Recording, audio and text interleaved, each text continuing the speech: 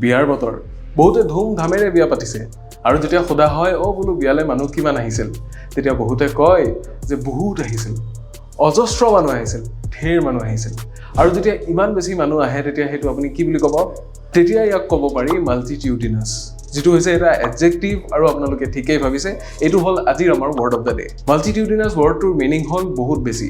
so many in numbers So, এই ওয়ার্ডটো কেনেকৈ form হৈছে আমি জানো আহকচোন এই ওয়ার্ডটো ফর্ম হতে দুটা পার্ট আছে প্ৰথম পাৰ্টটো হৈছে মাল্টি যাৰ অৰ্থ আপোনালোক আটাই জানে যেটোৰ অৰ্থ হৈছে মেনি